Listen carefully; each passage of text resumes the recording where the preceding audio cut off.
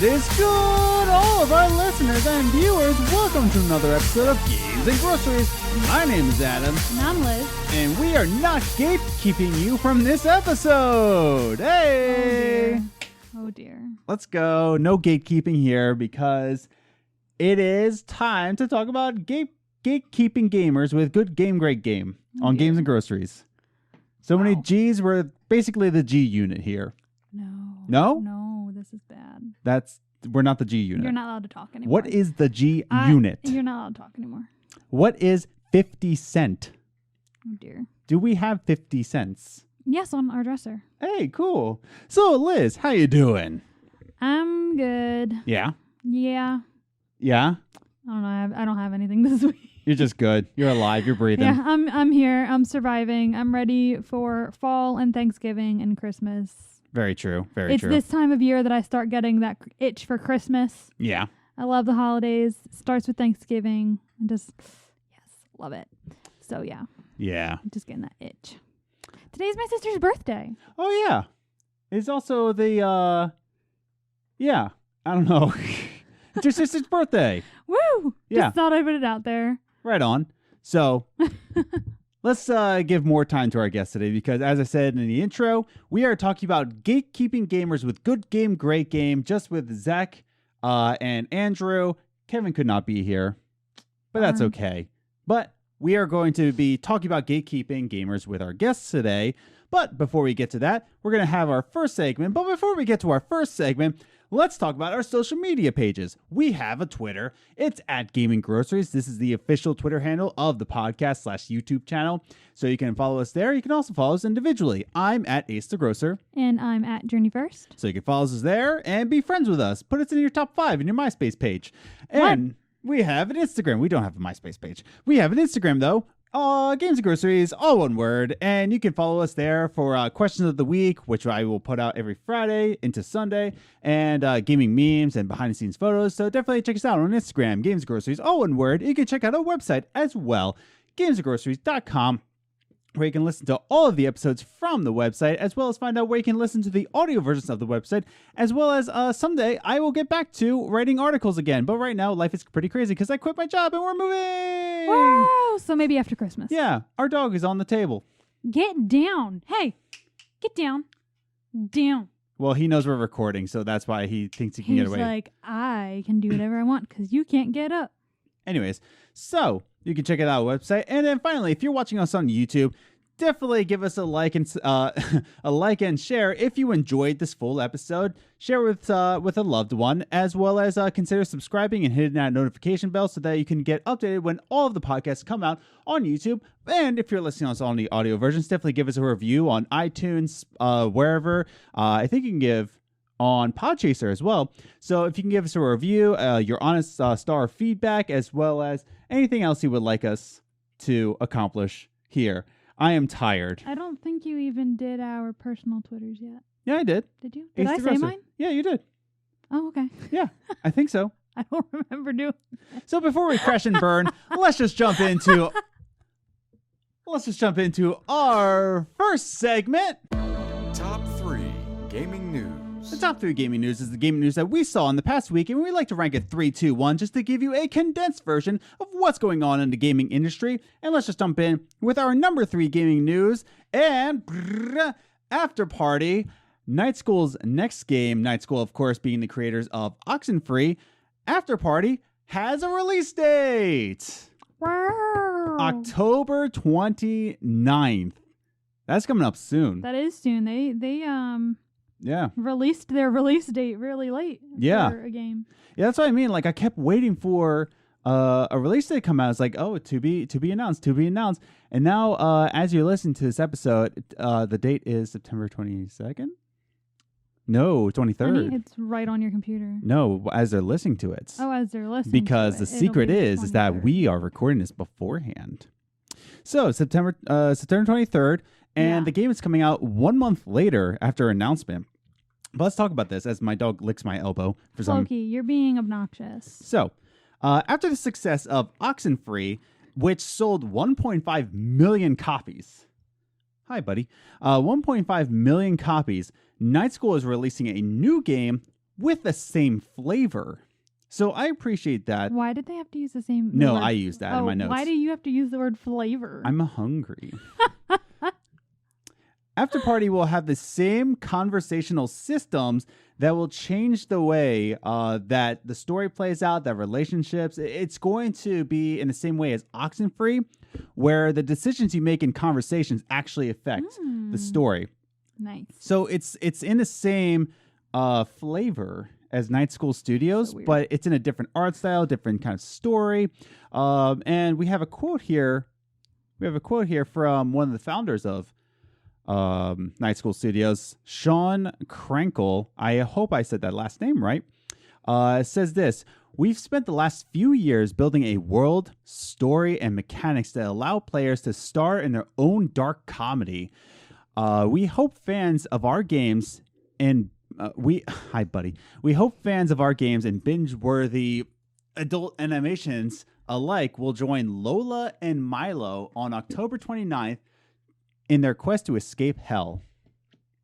So that's really exciting. That we've been waiting for this game. At least fans of Oxenfree have. I'm sure a lot of people have been waiting because 1.5 million copies. There's people waiting for this game to come out. So yeah. Are you excited? I am excited. Is this also a side scroll? Yes. Okay. Yes. Because I think I figured out why Oxenfree and games like Afterparty are your favorite. Why? Because they are just like the narrative-driven games that we play, like Life is Strange, where everything affects things, but it's also a side scroll. I do like side-scrolling games. So it's like two of your favorite things. I grew up with side-scrolling games. Yeah. They are my favorites. Did most people our age. Yeah. But yeah, so I think that's why you are so attracted to these games, because it has everything you like about modern games and everything you like about your old games. Right. So, but yeah, I'm excited for it. It is unfortunate that it's coming out like a week before we move, and all of our stuff will be in boxes. Well, it's coming out the Tuesday. So I'm going to probably pull an all-nighter and just play it through. Because if it's anything like Oxenfree, it's going to be a short game. Yeah, it'll be short and it'll be fun. Yeah. So I'm definitely going to be just playing it the day it comes out, pulling an all-nighter, boom, let's go. But it's going to be exciting. And it's coming out on Game Pass. So that's really cool. Yeah. So it's going to be... So you already have it? Yeah, I already own it, but it's only going to be $20 for everybody else. That's not bad. Yeah, $20, and it's on Game Pass. That's really cool. And I think they said they're looking to release it on Switch, but they didn't give any details about that. Ooh. So, but yeah, that's really exciting. Afterparty finally has a release date, October 29th, so mark that on your calendars. Especially you Game Pass users. If you have not played Oxenfree, that's also on Game Pass. If you need to get on that. I don't even know why you're listening to this if you haven't played Oxenfree Exactly. yet. We can't be friends if you haven't played Oxenfree. Like, Life is Strange and Oxenfree, those are two requirements to listen to this podcast. Actually, Zach, our guest today, he has not played Oxenfree, but Andrew has. Why is he allowed on here then? We are going to ask him later on. But let's move on to our number 2 gaming news. Bioware. Hi, Bioware. Oh, jeez.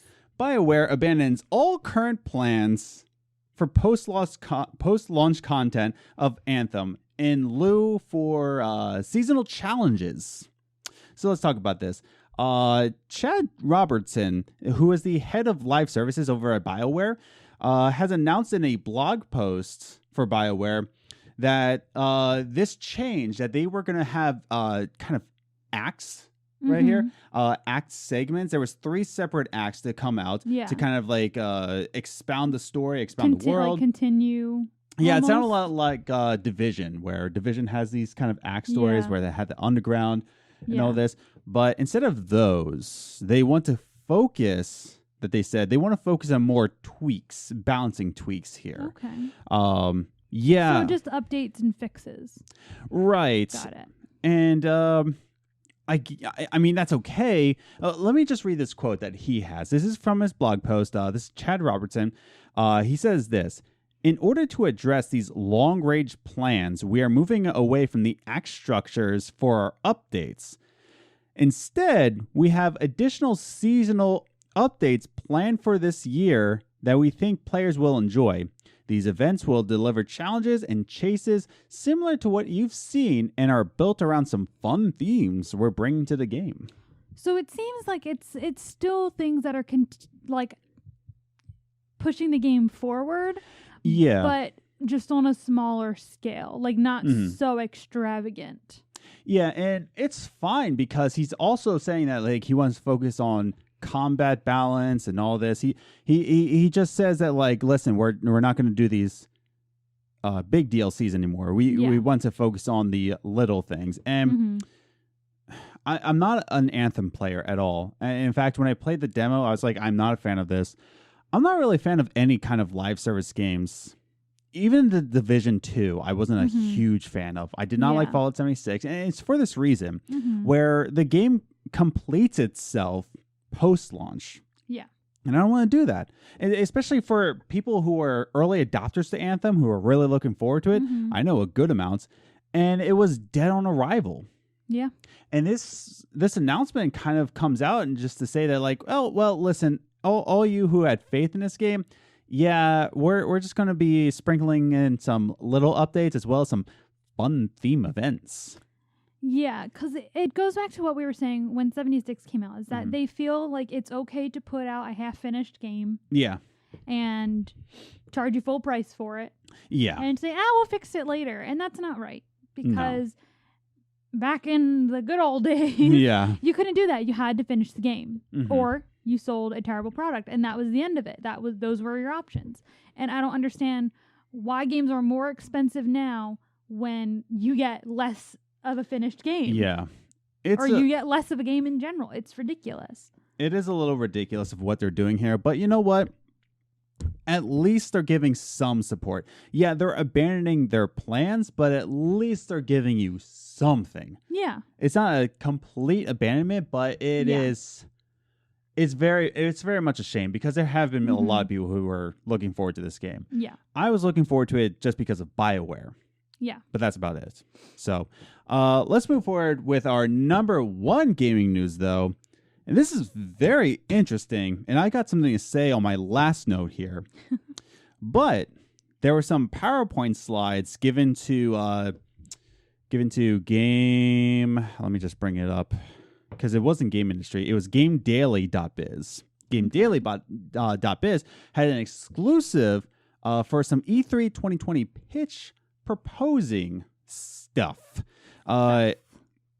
It's going to overhaul itself and make it more of a fan, media, and influencer festival. And I actually called this in my E3 State of E3 article, which I will link down below if you would like to read that book that I wrote. It was really long. I know it was a long one, but at the conclusion, I said, "Listen, E3 might be quote unquote dying, but if they turned it into a theme park kind of thing, a fun event, like a festival, I think like the games festival, yeah." But the way they're going about it, I was not picturing. The way ESA is going about this, they want to bring in celebrity video game tournaments. And I think I read in the article, I will have all the articles linked down below. If you're watching us on YouTube, link down below. If you're listening to this on the audio, just look in the description. I have all the articles linked. And I definitely recommend giving this one a read because I believe I read this one correctly, that they did not want to pay their celebrities. It's really hard getting celebrities to do things without getting paid. Yeah. It's kind of their living. I might have misread it, but I think it pretty much said that they want to invite celebrities instead of pay them. So instead of asking, they're inviting, saying, hey, we would love it if you would come out to do this. Yes. Okay. What type of celebrities are we talking about? Well, they talk gamers? No, they want to bring out some LA Lakers. Oh, so just random big names so that people come to this festival. Like one LA Laker, LeBron James. Oh, dear. And, of course, Keanu Reeves probably will be there. And Aisha Tyler. I'm going to take that pen away from you. This is like the third week in a row you've used it as a weapon. Ah. Aisha Tyler better be one of these celebrities. If Aisha Tyler doesn't at least poke her head out of a curtain and say, hello, Adam from Games and Groceries, I will be livid. Okay. Livid. But people are not a fan of this.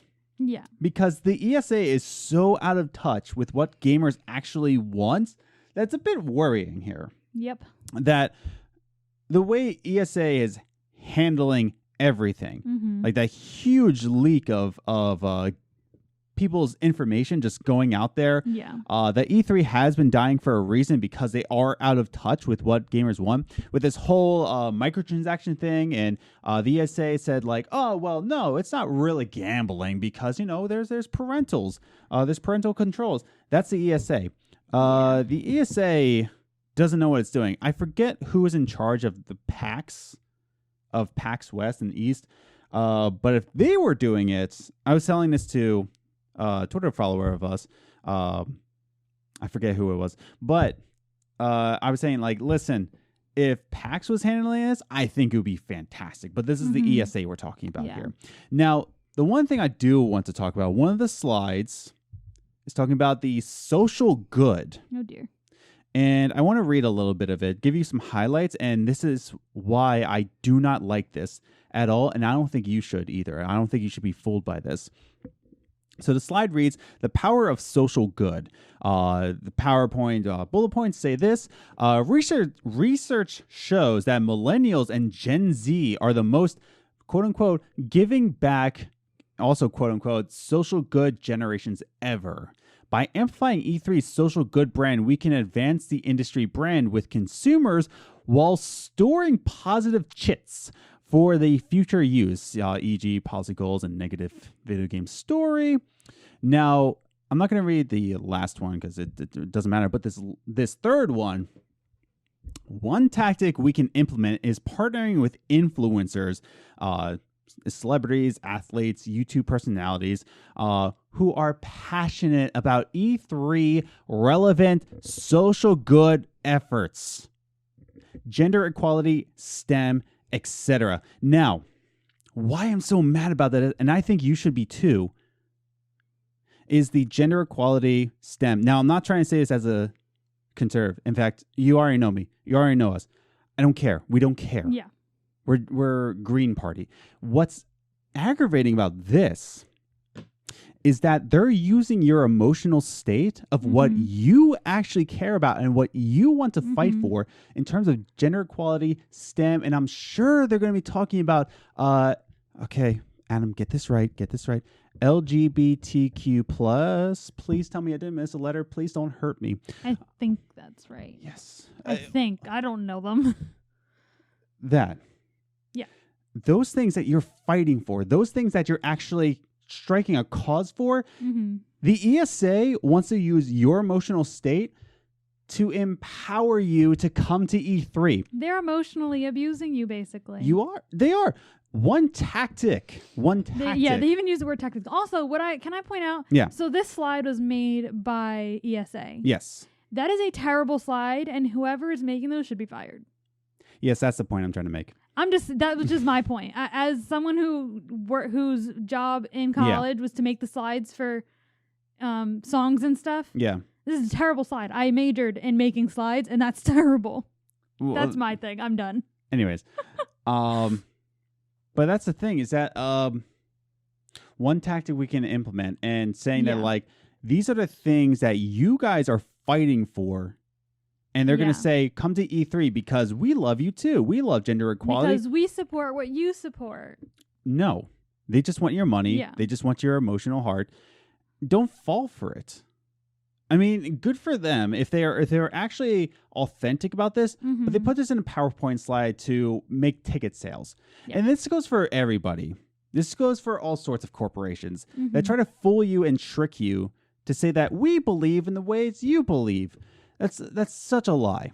And talking about early 2000s when presidents were always about like, we love Christians. We're praying. And the Christian voters just flocked to it. Whereas me, actually, I wasn't a Christian yet. But I saw right You through also it. didn't vote yet. I also didn't vote yet.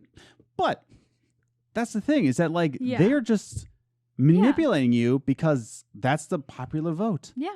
And that's what will get ticket sales. Don't believe it.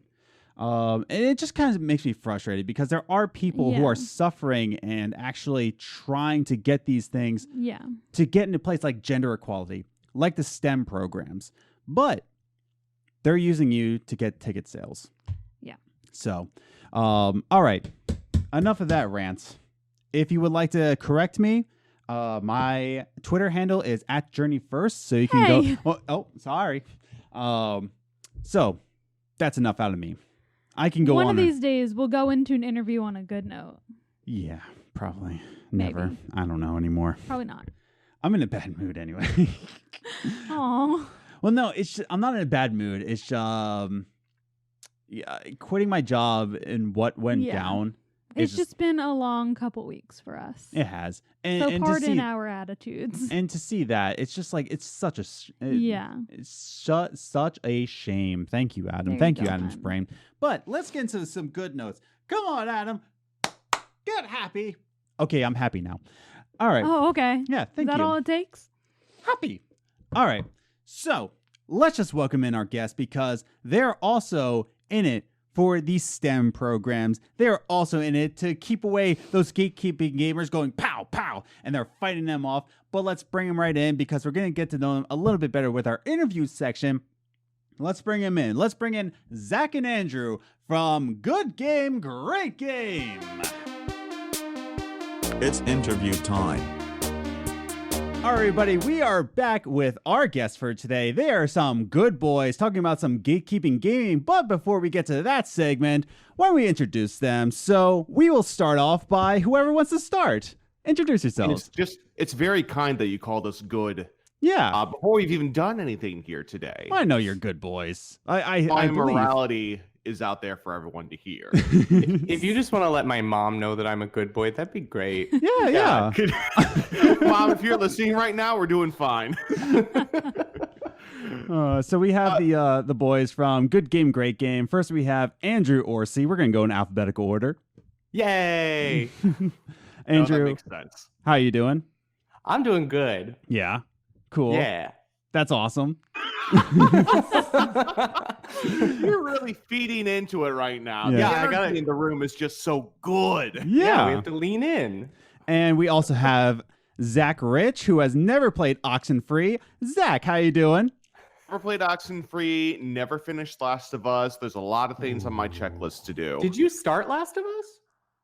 I got into, I think, like the fall season, when they shoot the rabbit with the bow. Sure. Yeah. I didn't even know you got that far. I saw. I believe that's all I've done. This is really odd to me because between Good Game, Great Game and a theater podcast I used to run, I've been hosting podcasts for a little over 2 years now, but this is the first time where I'm not in the driver's seat, and that's very weird to me. So apologies if I start like encroaching on your territory. Oh, that's totally that's all I know. That's all I know.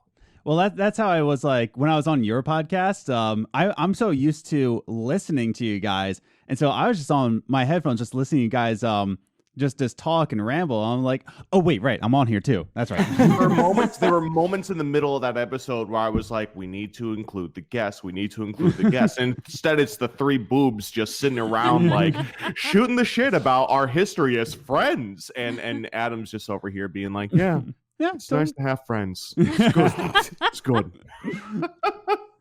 So once again, we have the good boys. Now they're great boys from Good Game, Great Game. But we want to get them. We want to get to know them a little bit better with our interview section. So let's just jump right into it. With our first question, is that you both are actually in the theater arts. You're both into acting and other sorts of. Oh, what's the word? I was going to put up the Shakespearean Thespian. There we go. Thespian culture. Yes. So I want to ask you guys, what plays and shows inspired you to take this path? As podcasters? No, as theater people. Oh, Like sure. What shows inspired you? For me, I had a crush on a girl. Oh. And I wanted to impress her. So I decided to start auditioning for plays to impress her. And I never got the girl, but I did find kind of the first thing I thought that I was good at outside of video games. And it was the first time I found a culture that I felt like I could thrive in. And that's why I decided to pursue it in college. That's why I moved to New York in the first place. Has changed over the years after I tried to make it a career, as most things that people try to do to make money. You kind of learn that you don't love it as much anymore. But, you know, it's still there. It's still a huge part of me. And I remember watching Hot Ones last night. They just started the new season and Shia LaBeouf was on it. Yes. and he was talking about a lot of the schools and disciplines of acting that we were talking about in college. And it was just a nice reminder that, like, yeah, this is important stuff. This is the history of art and culture, and it's good stuff to know. Right on. So, Andrew, similar story or very different story? Actually, like, really similar. So mine started when I had a crush on a boy. Like, not actually even kidding. I was kind of the same person. It was actually the same human. We were crushing on the same person. We're crushing on the same person. They were gender fluid. Just kidding. No, I was at like this was high school, and I went to a summer camp. Yeah. And by summer camp, it was more like a leadership kind of camp because I was like this nerdy academic kid in high school. Mm-hmm. And as an adult. Yeah, that hasn't really changed, but like, yeah, I'm more interesting now. I like to think. He likes to think. Thanks, Zach.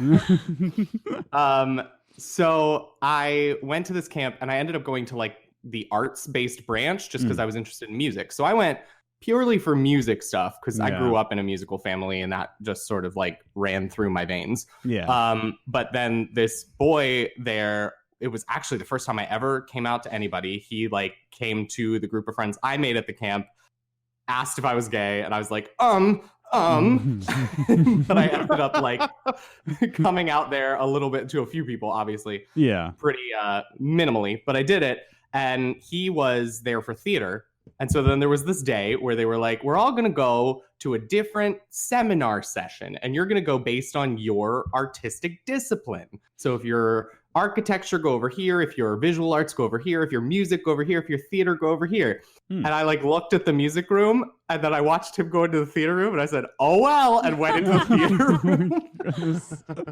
And that was like when I would like apply to a bunch of colleges to be a music major. And of course, they were all like major conservatories, really hard to get into, the kind of thing where like 16,000 people will audition and they're going to take 30 at most kind of thing. And I didn't get in because I hadn't really been training as like I had been singing, but I hadn't been training for my entire life like many of these people.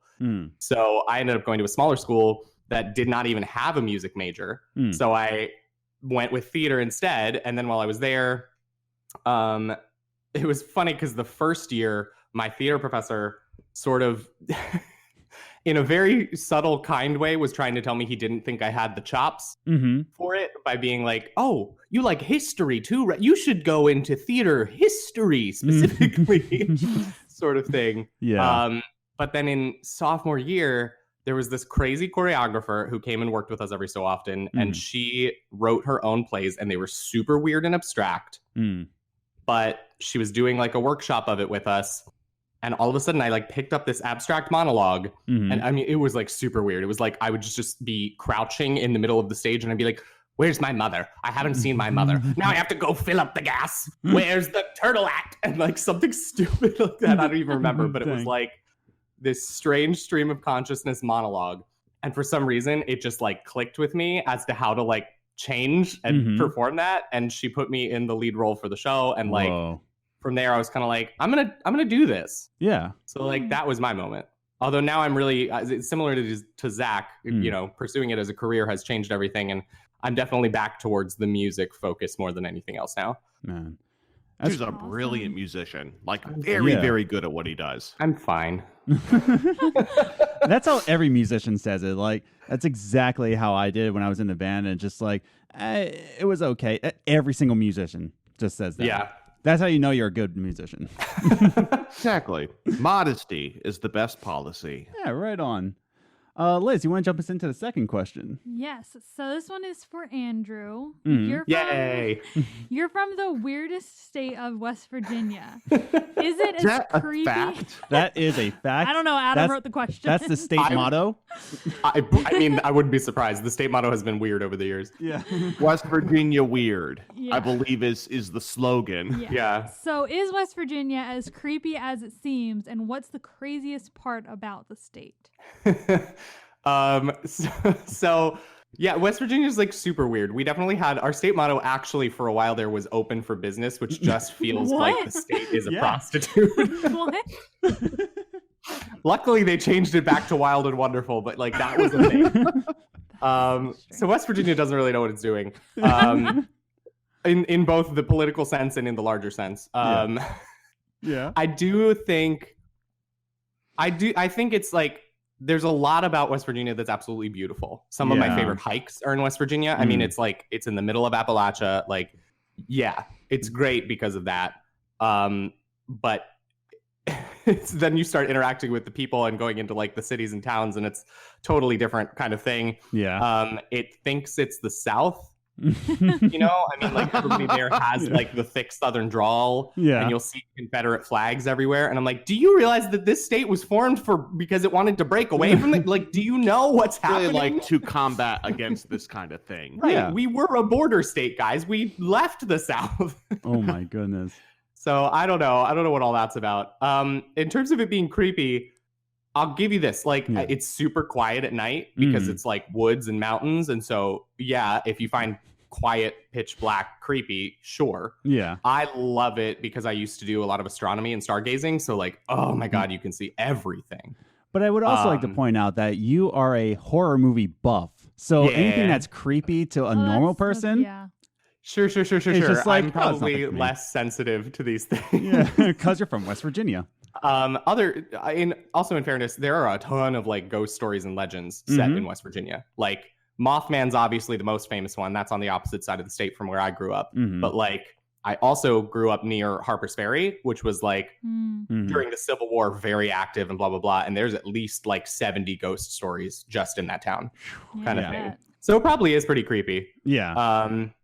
But yeah, I mean, for the most part, it's just people who think that they're from the South and they live in like rundown trailers, but then have $100,000 sports cars parked outside of them, and that's confusing.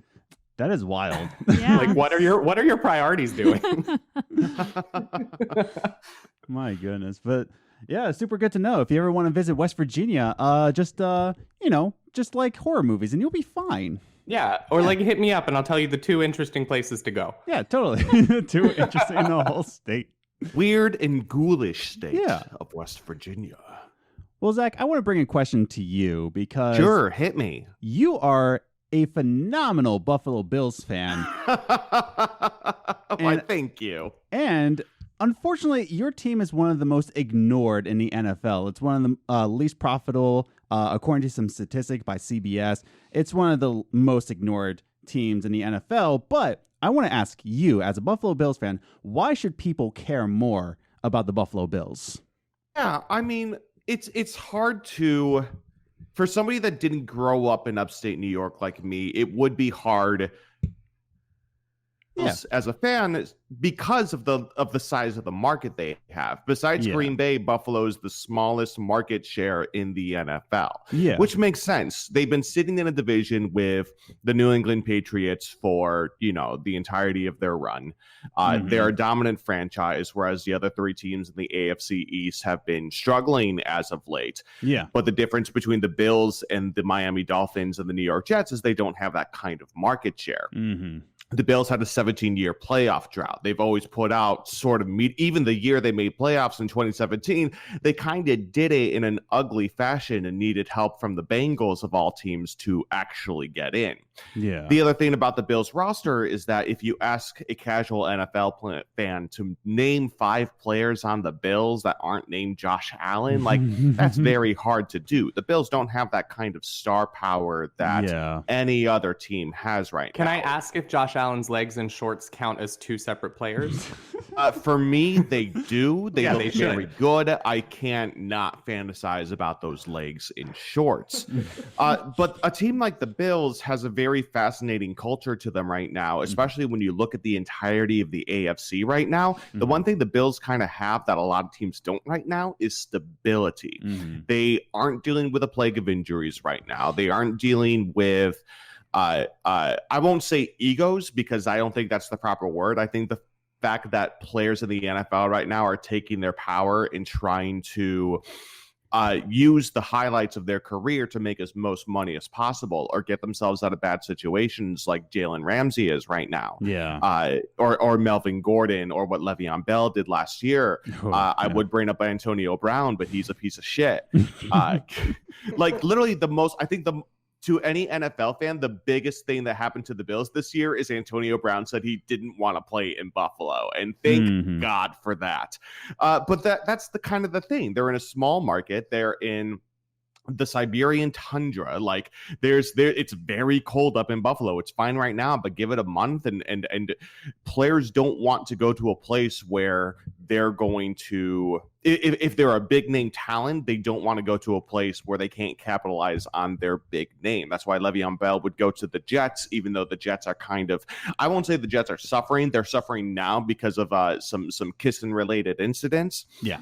But when it comes to the Bills, they're just, it's a talented, under the radar team that I think is going to surprise a lot of people this season. You could argue and say that they have a very easy season this year. They're 2-0. We're recording on Saturday, so Sunday hasn't happened yet. And I think, I forget what ranking they are in like terms of strength of schedule, but I think they have the second easiest schedule in the NFL right now, and that's only because the Patriots play the Bills and the Bills play the Patriots. Like, that's the trade-off. Yeah. But I think the Bills are just, they're a hardworking team. They have a lot of information about them. The city loves them. There's a super fan named, I believe his name was Ursa Castro. I don't have it in front of me, but he was best known by the nickname of Pancho Villa. He passed away from cancer earlier this year, but he was a huge part of Bills culture in a way that I've never seen a fan be able to interact with an NFL team before. So when the NFL is talking about how football is family, like, I think the Bills best personify that out of any team in the league right now.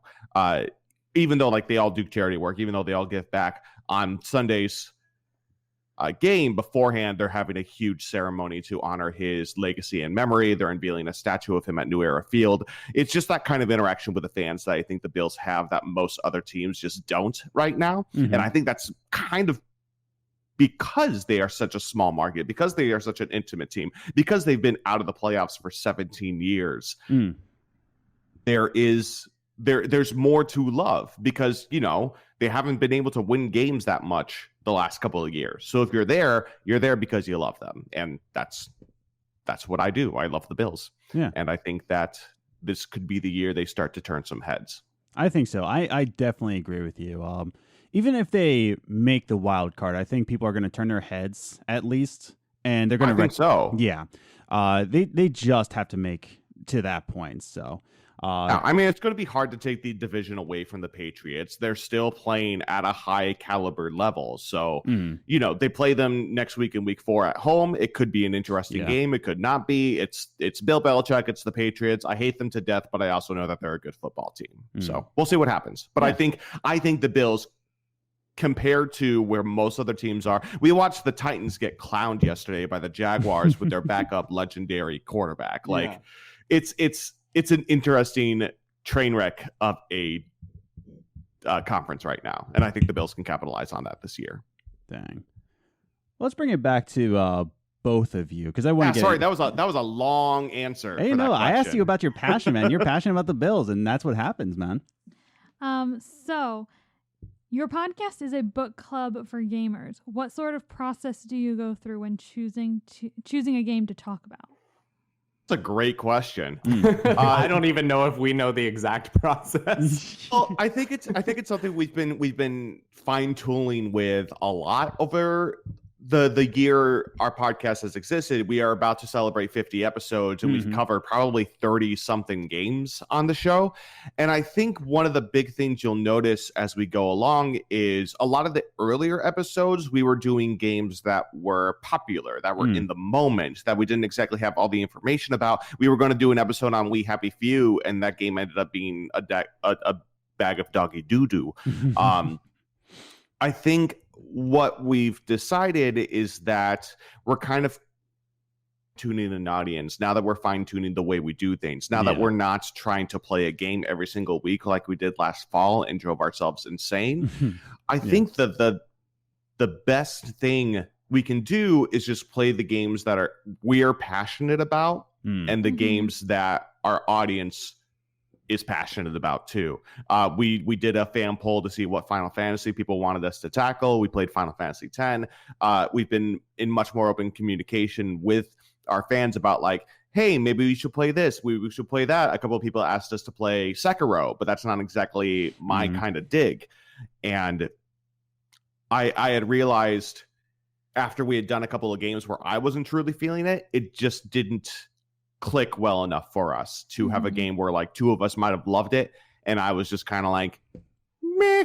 Yeah. I mean, I think there's a fine line with that. I think that some of our more interesting episodes have been the ones where like one of us has a different opinion about the game from the other two, because we get some like healthy debate on the podcast, but it can't be one that like literally has turned someone off and they don't want to finish it and they're just plugging through, you know what I mean? So we had to find the way to create a list that like, yeah, we hit some new releases, you know, I mean, obviously to get some ears on the podcast, but also to I don't know, stay relevant and see what's happening in the video game industry. But we're doing a lot more jump backs to things like, well, we've wanted to play a Final Fantasy. Let's pick like 4 of our favorites and let the fans vote and see like, you know, we want to do games that we're all three going to be passionate about too. Yeah. We're very huge JRPG fans, all three of us. We haven't even mentioned like Kevin by name yet. Our third co-host, Kevin, who is a remarkable human being, couldn't be with us today. But we play like a ton of JRPGs on the show, and like we're looking at the schedule for next year, and right off the bat the Tokyo Mirage Sessions remaster comes out, Final Fantasy VII remake comes out, Persona 5 the Royal comes out. I couldn't think of that word for a second. So like next year's gonna be pretty JRPG heavy probably, because those are the games we're looking forward to the most. Andrew and I have been dying to replay Tokyo Mirage Sessions. Oh my God. Did we buy that game together? Were we together when we bought that? I'm pretty sure we did. For the Wonderful 101, which is a game I have never played. Yeah. I touched it for like maybe 2 hours. I'm just looking at my shelf of Wii U games, and the number of titles that are just sitting there that have never been touched before is staggering. I have Twilight Princess HD that I never touched. I have Bayonetta 2 that I've never touched. Oopsie Daisy. Wii U, you're such a wonderful console. I'm so sorry. Yeah. My goodness. But that's good, though. Like, you go on what you enjoy, and that's where you can get the best content, because you actually enjoy it. You know what you're passionate about. And just like what you did with the Buffalo Bills, I'm not going to ask you why should people care about the Eagles, because you're not passionate about the Eagles. You're passionate about the Buffalo Bills. And that's where you can get the most content out. So I can definitely respect that. Fair. Yeah, I mean, it's not false. This is also like a life motto. You know what I mean? If you aren't passionate about it, maybe don't put your time into it. I don't know. Exactly. Yeah.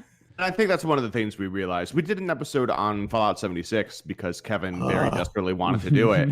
And that was fun because it was probably the only time where the three of us just universally reviled a game that we were covering. Kevin was so adamant of like, no, it's going to be good. No, there's like fun things to do. No, like the gunplay is good and you can play with other people. And literally, I think we sat down and played maybe 5 hours of it together. And the entire time I was literally...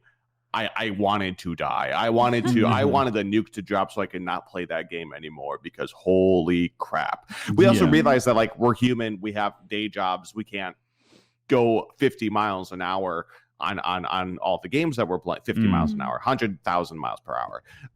One of the games I genuinely want to have more, I wish I could have an episode back, is the episode we did on Dragon Quest XI last year.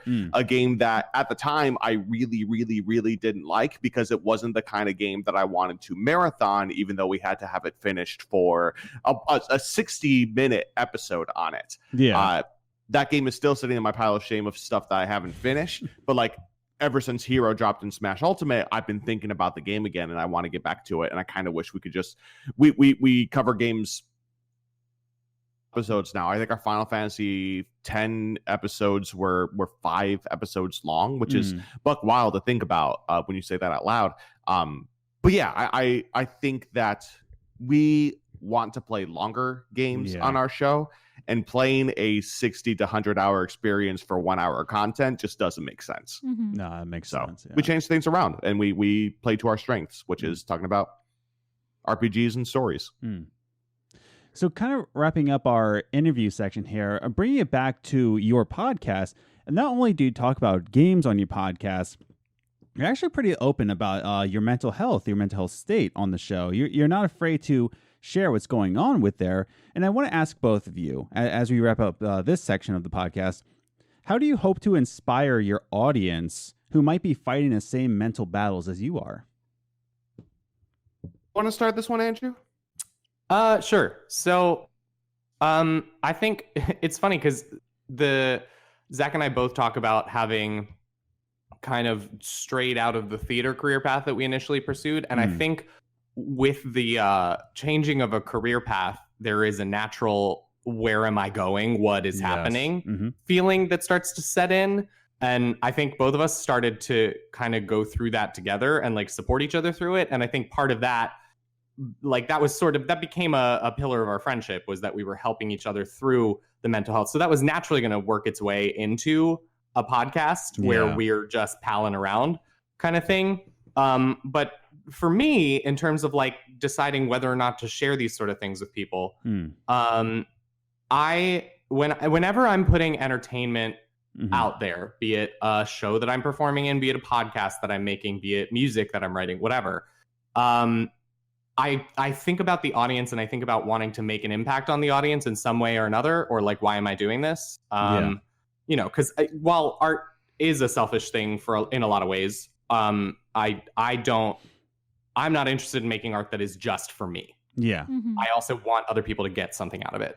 I go back to my choir conductor in college told us this story because I think it was like, we used to go on international tour every year, and I want to say that we were it was one of the tours. It might have been France, it might have been Brazil, I can't remember, but it was one of my earlier tours. And we had a night where just like the past couple concerts, not many people had really shown up to, and they were kind of smaller houses, and you could see general morale of the choir was kind of like, why are we like performing for so few people? Like, this is He told us this story about they actually were doing a show up in, I believe, in Buffalo. And they had a church scheduled because they were doing basically a domestic tour up in the northeast of the United States. So they had this show scheduled.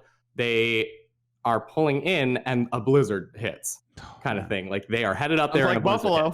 Hits. So they're there. I mean, they've gone up there on a bus, so they're there, but other people are really not traveling because it's a pretty bad blizzard kind of thing. So they ended up having that concert for, I think, 4 people, he said, in the church that night. It was like very few people made it out, but they did the concert for those 4 people. And the choir was, you know, backstage during the intermission and blah, blah, blah, like grumbling about, you know, well, this feels dumb. Why are we doing this? He then told us that a week later, after they had gotten back to the college from the tour, he received an email, and it was from one of those 4 people. And that person had said that they were strongly contemplating committing suicide that night. And that the music had uplifted them so much that they talked themselves out of it. And I just think you can never underestimate the impact that you could have even on just one person. And that means it's worth putting it out there. No, right on. I totally agree with that, man. That's a very fundamental thing that I think we pursue when we're doing a show like this. The podcast itself was kind of conceived for me, like, not only as an outlet to talk about video games, but also kind of an outlet for my own depression. When we started the show back in May of 2018, I was a few months removed from a really nasty breakup that left me shaken for a really long time. And the podcast itself was more than anything else like an excuse to hang out with 2 of my best friends every single week. And through the worst of my own depression, like, it is very easy in that mental state to feel alone and unwanted, and like nobody else can relate to what you're going through right now. And I think the most important thing that somebody in that state could know is that you are not alone in handling this. You are not alone in your struggles. There are people that feel exactly how you feel right now, and that's a really comforting thing to know. Only 3 months ago, I believe, I started therapy. I've been on antidepressants, and I think that's a really important thing to share as we move forward as content creators and people that some people genuinely depend on. There's a couple of fans out there that like get really excited when we post a new episode. They totally understand when our schedule. We've been having a little difficulty putting out episodes this month because of scheduling issues, but they've always been so supportive about whatever we are doing. And I think part of that is because we share our personal struggles, our personal grievances against the fate of the world. Grievances is the wrong word. I don't know why I said that. Very moving. I think there's a responsibility when you're trying to build, you know, a book club, a space for people to hang out and talk about games and love a medium that we've all bought into in a big way. And part of that is just saying, like, you know, we struggle too, and that's okay. And I hope you're doing okay. Yeah. Because you know what? Today, I'm doing okay.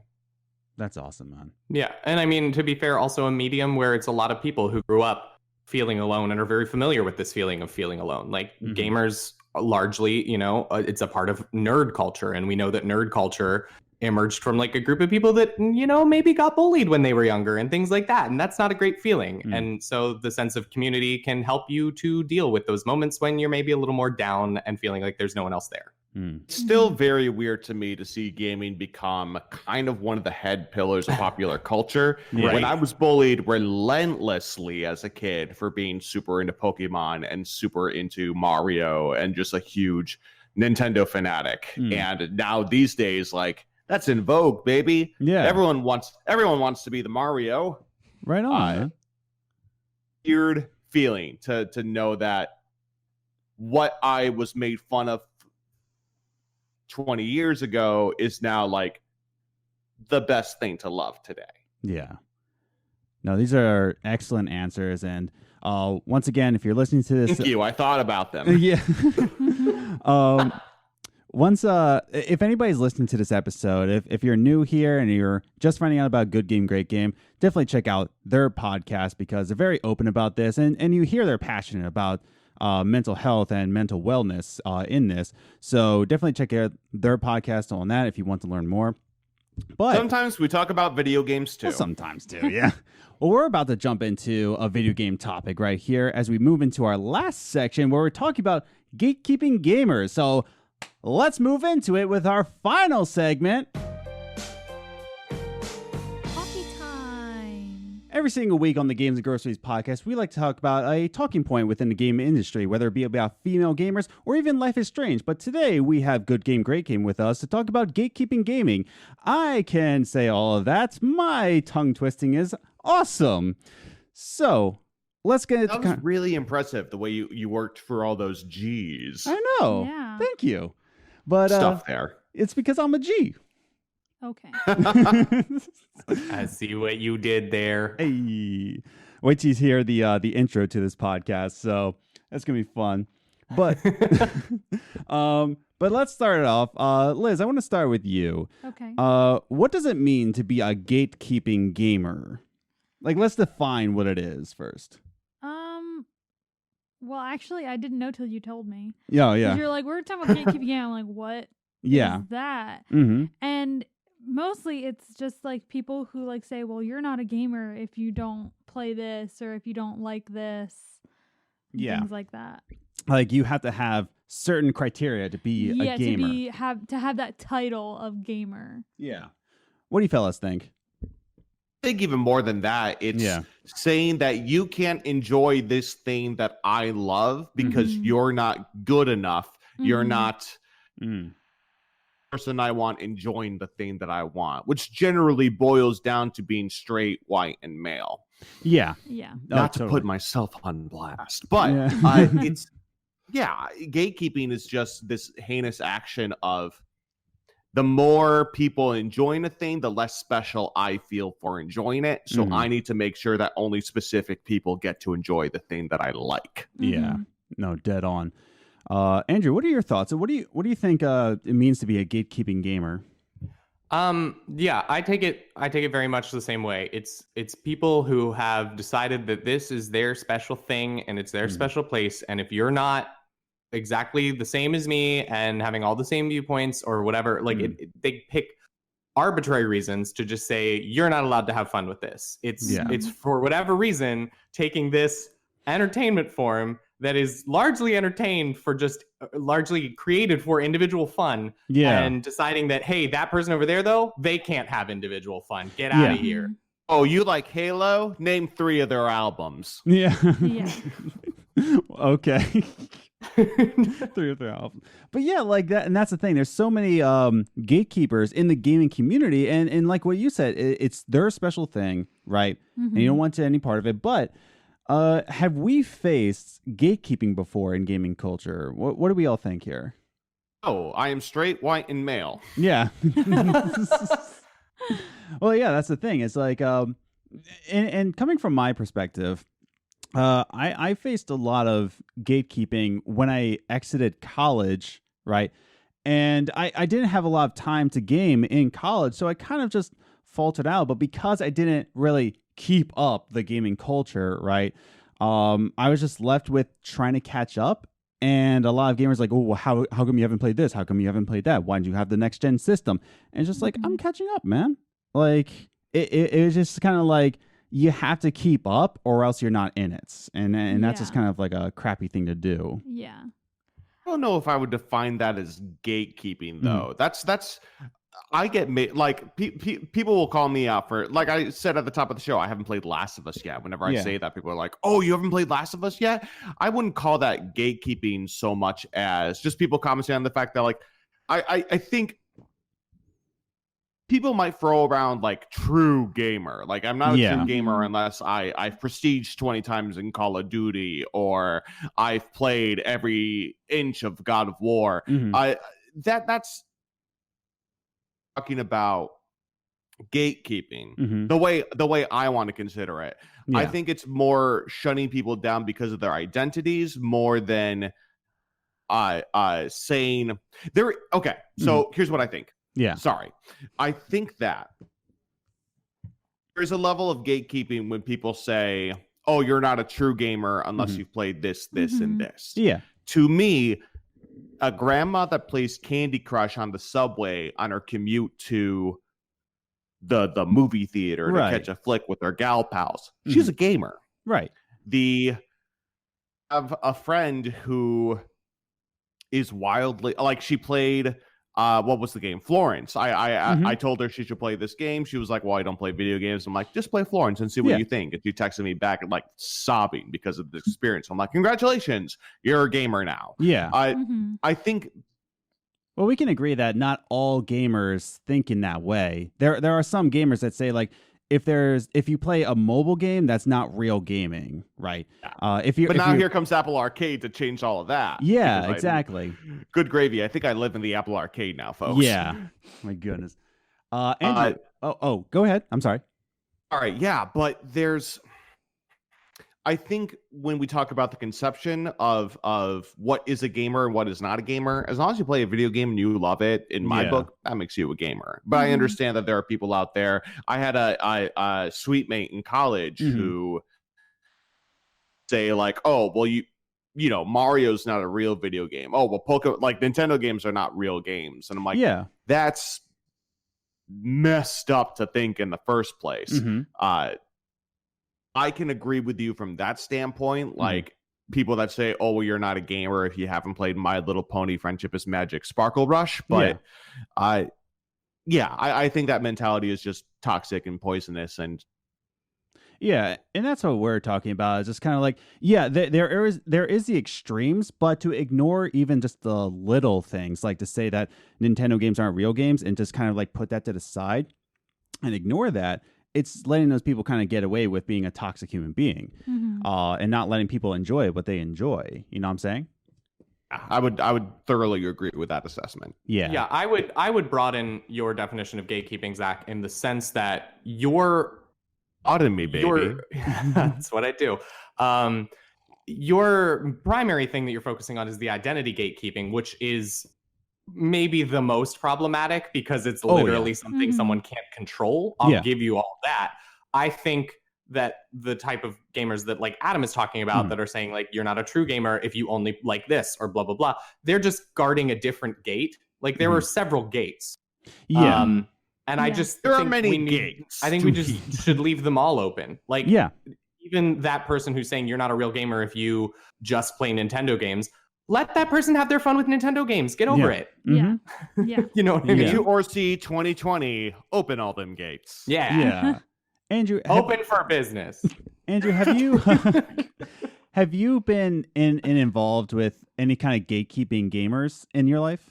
I have. I not so much anymore. I don't experience it nearly as much these days, but this also could be because of the early experiences I had have changed the way I game a little bit.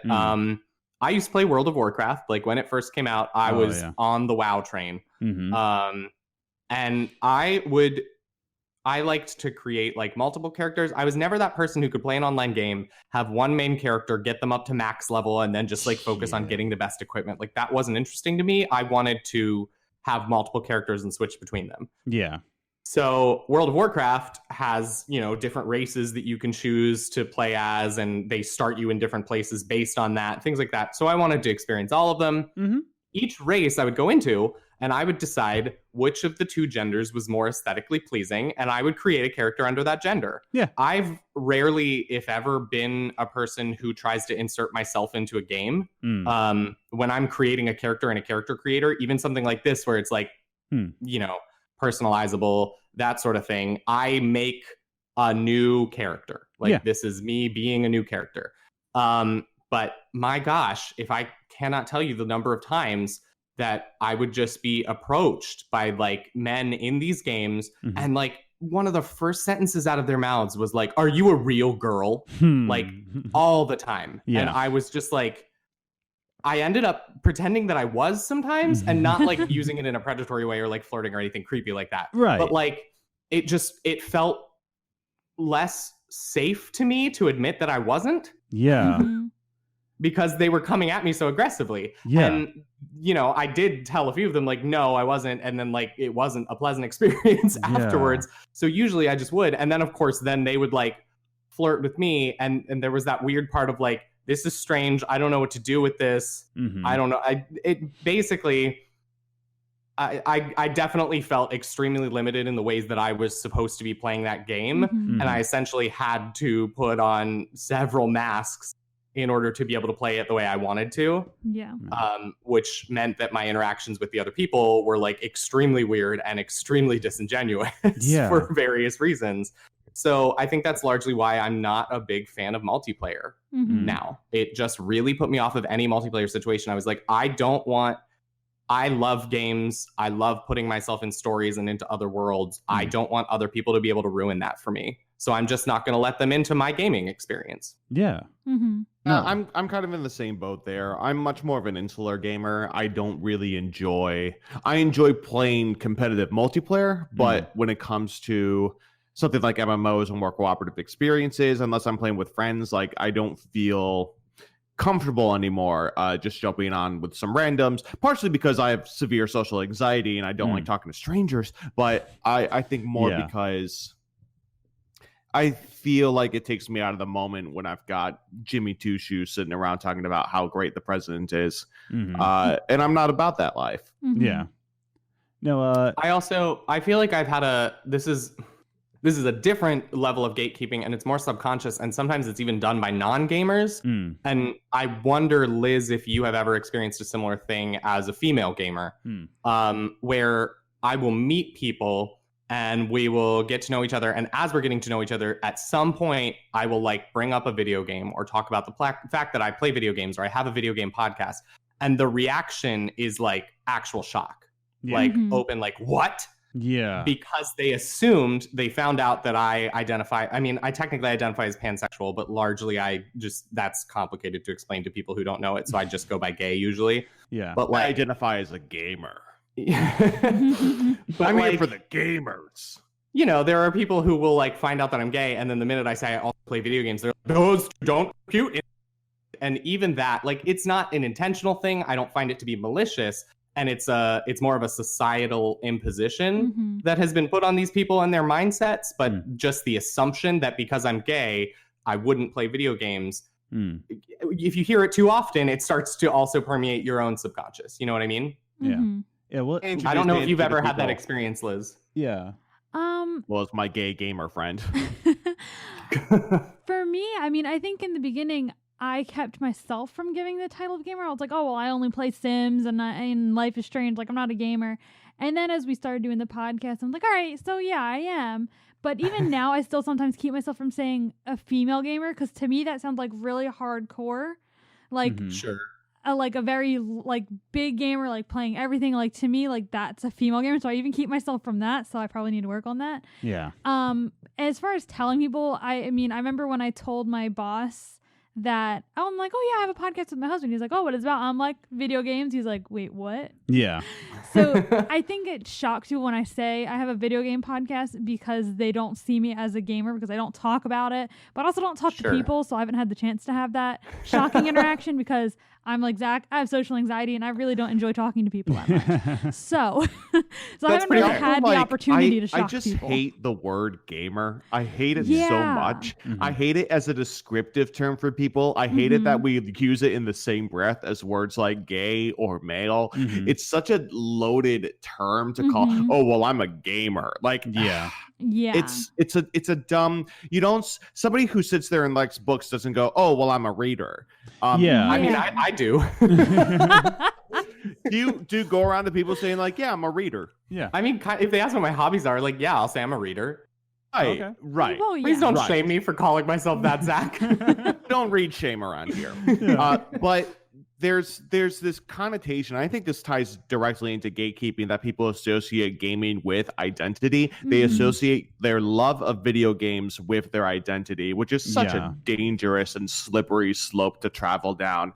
Because once you're trying to distinguish like who is a gamer, who is not a gamer, that's a weird thing to give a poop about. But yeah, like that's why we introduce our videos on YouTube. That's like, hey, what's up, human beings? Just because that's what we need to identify as with all of these like gamers and female gamers and whatever you want. But it's just like we're all human beings at the end of the day. We're all like, I got to get that SEO. We're all about the gamers at good game, great game. Yeah. And that's I think you're right, Adam. This is maybe going to go a little existential, but like, go for it. Our society as a whole loves to label people. Yeah. And I get it. I think the instinct comes from like literal survival mechanisms. Like prejudice comes from survival mechanisms. It's trying to put this new thing that this new person you're seeing into as many boxes as possible so you can feel like you understand them before you have to interact with them. I get what the instinct is.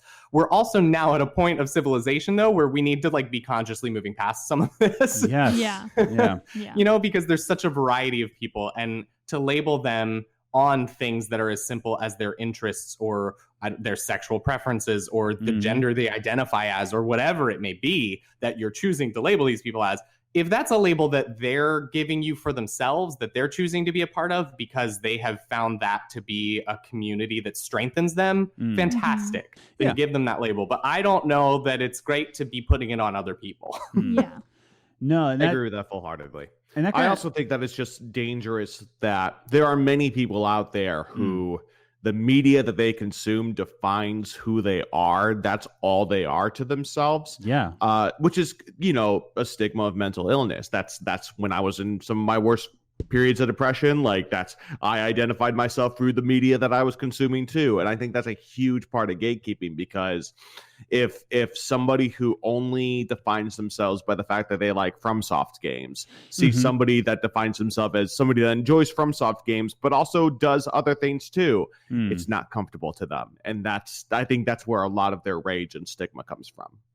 Yeah, and that's the next point like I wanted to bring up. It's like, why is there gatekeeping in general? Why are there gatekeeping gamers out there? And Andrew and Zach, I think you kind of summed up very well, is that we like to put people in boxes, and not only put people in boxes, but have our own box that we're proud of. I enjoy this thing. This is my box. Do not even come close to my box. And I think, if you think about it, if you're a sibling, you kind of know that feeling of wanting your own box.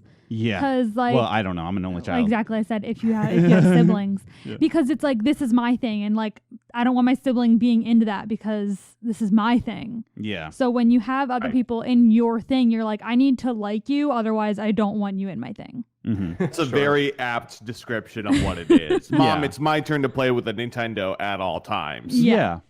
Exactly. And I want to ask you guys, like, any other thoughts of like, why is there gatekeeping out there? What do you guys? I think we hit the nail on the head on that one, honestly. Yeah. I think it's a struggle with people's identity. It's saying I'm a gamer because I've prestiged 20 times in Call of Duty versus I'm a gamer because I played Brain Age every day for 6 years. Like, to me. But I think that the fact that people use the word gamer as a descriptive term of who they are in terms of their personality, in terms of their identity, I think that's where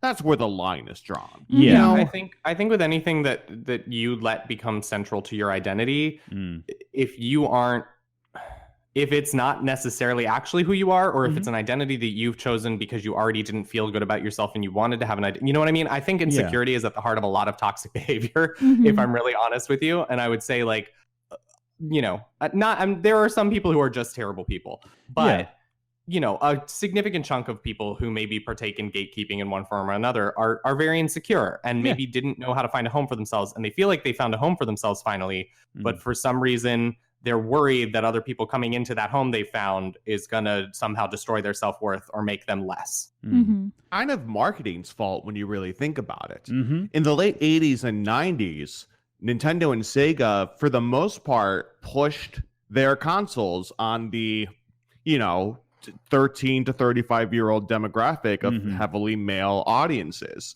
So for the upbringing of most of these people's lives, gaming was a space for them. And then suddenly Nintendo turns around and goes, well, what if we go after everybody? And that worked. That paid off dividends. So everyone now wants to court everyone as gamers. And for the people that felt like gaming was their space for such a long time and felt like they were special because they had this space that was specifically for them, because that's what the console makers wanted. Now it's different. Now it's a space for everybody. Brain Age is here, baby. I don't know why I'm talking about Brain Age so much. It's you're really stuck on that. I'm really here for that good Sudoku. Well, like, Oh, go for it. I think I hit my point. Oh, okay. On the head. Well, since we're running out of time here, I know we're on a time crunch here, but I want to combine two questions that I have. Two talking points. One, it's a combo question. It's a combo question.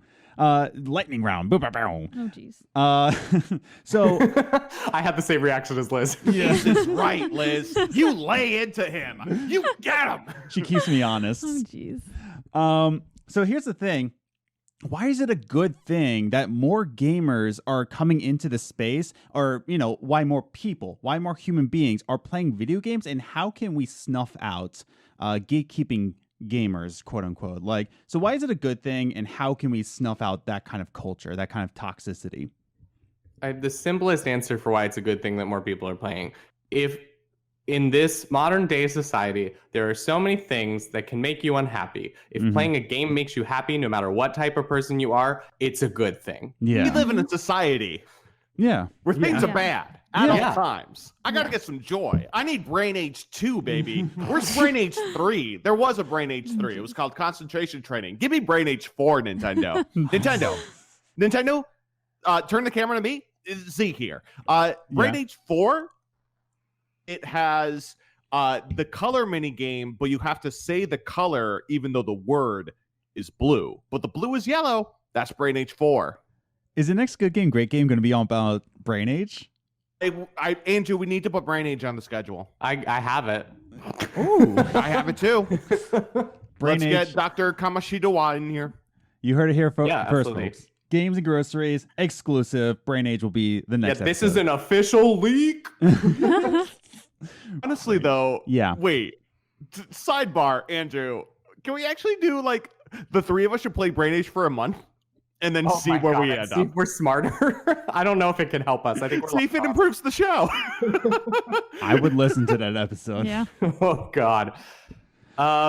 Anyway, back to the topic at hand, I guess. Yeah. Forgot what we were talking about. I'm so excited about Brain Age. I honestly think the best way that we can, or at least one of the better ways that we can continue to snuff out gatekeeping is to make sure that, like, gaming is continuing to become more inclusive and allowing it to be so. Things like so it's still like, Zach's talking about the marketing. It's still kind of a pervasive thing. Yeah, it's totally. We're playing right now Fire Emblem Three Houses, Mm-hmm. and I went on a whole rant about the romance system. There's like a romance system there, and it was kind of touted as having more inclusive same-sex options than it's ever had before, because historically this series has not had a lot of same-sex romance options. Right. Which is I'm not saying that they need to be in every game, but the more often we're able to put them in there and give people this thing, and it's completely optional. You know what I mean? If you want to play the game and you want to play a male character and marry a female character, you have that ability. You can completely ignore all of the same-sex romance. But at the same time, in Three Houses, it's severely unbalanced. There are 5 same-sex female options, many of whom are like plot-relevant, important characters. And when you really get down to it, there is 1 same-sex male option, and he's not plot-relevant at all. Yeah. And it's just one of those things where like we can celebrate the moments where we get inclusivity and celebrate the people who wanted that moment of inclusivity. That is helpful. And also calling out then the companies that didn't properly do this inclusive thing to like, no, like allow this. If you're going to do this, if you're going to try and implement inclusivity, do it right, do it properly, make it balanced, ignore the haters that are like whining about it. They don't need to play that version of your game. Like, come on. Yeah. I think I think stamping out the negativity with positivity is one of our best weapons. You know what I mean? Definitely. Yeah. There's a great article that Vice Games published earlier this week. I believe Patrick Klepek wrote it. He talked a little bit about Celeste, which is a game I beat the drum of very, very often, especially when it comes to the discussion about gatekeeping. They made a small change to the description of the game's assist mode, where they took out the word intended. Celeste was intended to be played at an ultra hard level because it felt othering to people that needed the assist mode. They just remove that word, and instantaneously everything becomes a little bit easier to sorry, that's the wrong way to put it. Not easier to stomach. It becomes just more accessible to people. It doesn't feel othering. It doesn't make you feel different that you need assists in order to play a brutally hard video game. Sure. Side note, the new DLC just came out for it, and I cannot wait to play it. Oh, that's right. Yeah.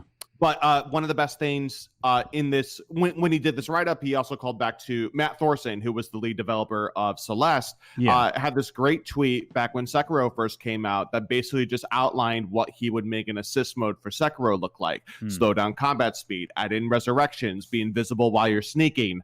All of these are things that if Sekiro, I mean, we're that game was a huge part of the gatekeeping discussion when it first came out, but if Sekiro had features like that, I would play Sekiro. But as it stands, like, I don't have the time, patience, or energy to learn how to play an ultra hard, brutal samurai combat game, so I'm not going to play it, and that's losing a sale, baby. Well, but it's also gotta get the money. I don't think we need to tell the developers what to make. If a developer wants to make a game and their intention for the experience is for that game to be incredibly difficult, and that is just what they want to stick to, that's their prerogative. They can develop whatever game they want. If they want to, however, add in, but just because maybe they do, I don't know. It's how they're trying to do the gameplay. Zach, let me finish my point. Right. I hate the developer intent argument because I think it's a bad one. Sure.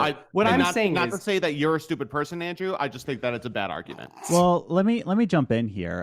Zach, you once said on this podcast that when you're choosing a game, you're not 5 choosing. minutes ago. Yeah, when you're choosing a game, right? To play on your podcast, you're not choosing the most popular. You're choosing the one you're passionate about, and people want you to play Sekiro, but you're not going to do that because your intention for the podcast is going to a JRPG, whatever you're passionate about. But then you could argue for the listener who wants you to talk about Sekiro, oh, you lost a listen, but you're going on your intention though. What do you think about that? Okay, I think there's a difference between a podcaster choosing what games to play and how to tailor your audience. I don't. Okay. I really don't, because wait a minute. Fairness, I caught myself in a logic loop. I caught me. A developer is at a larger level and on a larger platform possibly, but they are really, when it boils down to it, a content creator. Content creators have every right to make whatever content they want and tailor it to whoever they want. They, like, every company, I don't think, needs to make every game for every gamer. What my issue is if that company in maybe a future, if Sekiro 2 comes out, maybe they don't install easy mode for this one, but they do a Sekiro 2 and there is an easy mode. Yeah.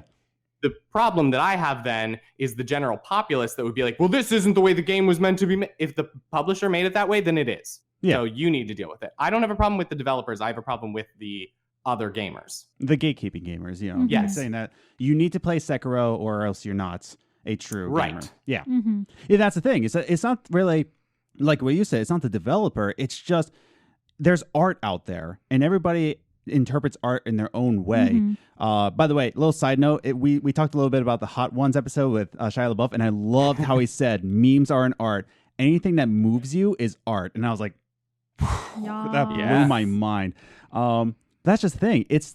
When did he get such a sexy voice? Can we talk about that for a minute? When did his voice get so sexy? Oh my God. Wow. When did Shia LaBeouf get a sexy voice? I want to know this, and I want to know how I can copy that voice. Because this voice not sexy. Yeah, needs more sex factor. I gotta take lessons from Shia LaBeouf. Wow. But that's the thing. It's just like it's. I'm just gonna end it with wow. But that's just the thing, though. It's just like it's really the people. Trying to up my sex factor here. Wow. Andrew, I want to get the listeners in. I gotta get sexy. Help us, Andrew. I don't know what to do in this situation. Sometimes Zach goes off the rails and we just sort of let him talk and then I edit it afterward. Yeah. Drew has this wonderful ability on an audio broadcast to shut down and stop talking. Yeah. Which really leads to fascinating dialogue. Mm-hmm. Yeah, I'm great at it. I'm a mime. I'm a trained mime. What do you want from me? Actually is a trained mime. All I'm saying, I think what it comes down to is that you're not a real gamer unless you've played 4 months of Brain Age, Train Your Brain for minutes a day. I can accept that. On the Nintendo DS. On specifically the Nintendo DS. Yeah, if you ported it to another system or did a ROM, like you're not real. Yes, you are a fake gamer. Wow. Well, I hear police sirens. You gotta play it on original. Yeah, the police are coming for me right now. The police are here. And so since we only have a few minutes left, I want to end this on a positive note here. I want to ask. We haven't been positive this whole time? Well, I mean, like we're talking about like the negative people in it and how it's toxic, but we want to bring more people, more human beings into video games, and I want to hear briefly from all of us, like what are some positive experience you've experienced from other gamers or just from video games in general? Andrew, we'll start with you.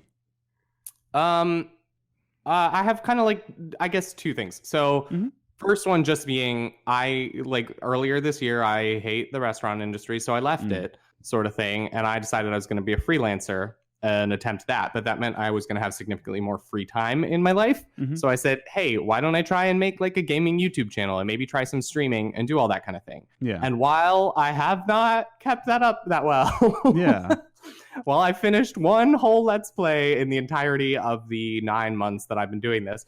I still like, there was this community, like the community of people that I met on like Twitter and through YouTube and blah, blah, blah, that was just like, man, the small content creator community in the gaming world is incredibly supportive. Yeah. And considering all of my previous experiences with Twitter being fairly toxic and fairly just like aggressive and angry, I was shocked in a very pleasant way to come into this. And even with starting the podcast, like I'm largely the one who manages the Good Game Great Game Twitter.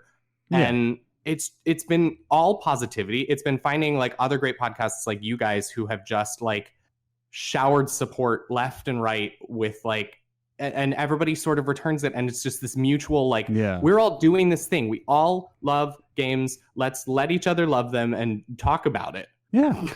You know, totally, so like, man. That's fantastic. And then on a smaller scale, it has, without gaming, I don't think Zach and I would be best friends. I were training. Our immediate, we were training at a shift. Like he was training me. I had been away for a little bit and then come back, and he had been hired while I was gone. So like he didn't know I was moving up to the position that he had been hired as. He's training me. We're talking. He mentions offhand, I think you mentioned like Final Fantasy, right, Zach? Something like that. Final Fantasy. Yeah. And I started talking about it. He was taken aback, and then we just started talking, and like it is history from there on. Man. He was too handsome to be into Final Fantasy. I was lost in his radiance. Oh, that's just because I'm really pale and the light was. The light was really blinding. I could not look at him. It's very angelic, you might say. Yeah, I mean, you want to talk about positive interactions with gamers. I sit down and do a podcast with two of my favorite gamers every single week. Yeah. So, that's positive. But I would also say, like, Adam, I think you're a big part of this. You brought together like a small community of gaming podcast makers to do a fantasy football league. Yeah. We're sitting there in a league with people from Playable Characters and Co-op and that's a really, really wonderful community that I think we've fallen into, and I hope that we can foster something out of that. So you want to talk about positive experiences with gamers, like we're sitting in the middle of one right now. Mm-hmm. Yeah. So thank you for that. Oh, yeah. And that's the thing. That was my intention, was just like, I really got inspiration. If you go on YouTube and the whole animation squad with James and Jaden Animations and I'm losing names here, but like there's a whole community there. I'm like, why isn't there like a Gamecast squad? Why isn't there like a whole community just with like video game podcasters? And I just like reached out to like a bunch of people like, hey man, like let's just support each other, let's just like get each other's backs here, and I just want to build that community up, just to like what you said, build positivity in this light, Mm-hmm. I think so completely. Like, Yeah. Heck yeah. It's cool, it's good. I appreciate you. I appreciate you. Well, I appreciate everyone. You. Liz, let's end it with what are some positive experiences you've had? Mostly just doing this podcast, because like I said, when we started, I was like, well, I'm not really a gamer. Mm-hmm. I had only played Sims and Life is Strange and those That's a gamer, baby. leap into learning games when I was a kid. Yeah. Did you play Brain Age? I think I did once or twice. See, you're in. Gamer, folks. Big time gamer. Big brain gamer. She's But- a BBG, folks. And that's the thing. I came in as I was like, oh, I'm not really a gamer, but like people accepted me on the podcast Mhm. and they watch my Let's Plays and people actually enjoy my Let's Plays, which is strange to me. Yeah. But yeah, so I think it's just that. It's just like the acceptance Mm-hmm. of me entering this community. Exactly. No, and that's the thing. There's just so much positivity in gaming culture, and the mass media wants you to believe that gamers are toxic. We're The terrible people. lamestream media Yeah. wants you to believe that gamers are bad. We're evil. For the most part, they are. And I feel like there's toxic people in any sort of light you put them in. There's toxic fans in sports, Eagles fans. But there's toxic people So everywhere. I went to an Eagles preseason game 2 years ago. They were playing the Bills. Yeah. And legit, the dude next to me was about to deck me if the Bills had pulled off that game-winning drive. Yeah, Like, I'm sorry for my people. look, I think your team is great and everything. I never want to be caught dead at Financial Field again. No. Yeah. Why do you think I moved out of Philadelphia? Sounds about right. Yeah. So I think this is a good place to end. And just saying that, like, there's gatekeepers out there, but we're trying to snuff that mindset out and just like not even trying to put on the label of gamer, putting in that box, but everybody should enjoy what they should enjoy. Media is just that. It's media that we consume and that we enjoy life with. And I know you guys got to go in a minute, so I'll just end it with that. But before we do, I'm rolling out the red carpet. What do you guys think? Tell me about your podcast. Where can we find you? Yeah, Good Game, Great Game is available on your podcatcher of choice. We are a video game book club for people that hate paper cuts and love button mashing. We mostly talk about football and mental health and sometimes video games. Right now, we are in the middle of discussing Fire Emblem Three Houses. Next week is our big 50th episode bonanza. We'll be doing something little fun and special for the longtime fans of the show. And we have episodes on Out of Wilds and Untitled Goose Game coming up in the pipeline. Ooh. And now Brain Age. I'm proclaiming it here, folks. Good Game, Great Game does Brain Age. I Big love brain, it. great brain. That's our show. Yeah. Check it out. Please You can follow us on Twitter and Instagram. Our handle is Good Great Game on both of those platforms. Yes, I am Papa Bear Zach. He is Andrew Orsie on those platforms as well. Do your Apple Arcade free trial because there's good stuff there, and look both ways before you cross the street. That's our official stance on roads. Nice. Yeah. And if you're a gatekeeping gamer, I have 2 words for you. Do it. Brain Stop it! But only high pitched like that. Please, no. Don't! So I will have their stuff linked down below. I will also have their Radio Public link down below. Radio Republic is a great platform that I was going to say inspires, but it's not inspires. It's to, I forget the word, but they help out. Reprimand that slaps us on the wrist when we've been bad. Yeah, they help out independent podcasters. Support. They support. There's the word. Awesome. It's the morning, by the way. It is the morning. And I'm just going to end it with there. You can find us on Twitter at Gaming Groceries. Find us on Instagram, Games and Groceries, all one word. You can find us on our website, gamesandgroceries.com, where you can listen to all the podcasts from there, as well as find out where you can listen to the audio versions of the podcast. So thank you guys. Thank you, Andrew Orsie, Zach Rich, for joining us on this episode. And for having us. Oh, yeah, no problem. It's been a blast. Thank you guys again. It's been great. Appreciate you both, Adam and Liz. It's been good, great. And the pupper, send my love. Floki, he sends his love. He's like, that's nice. We will see you all next week.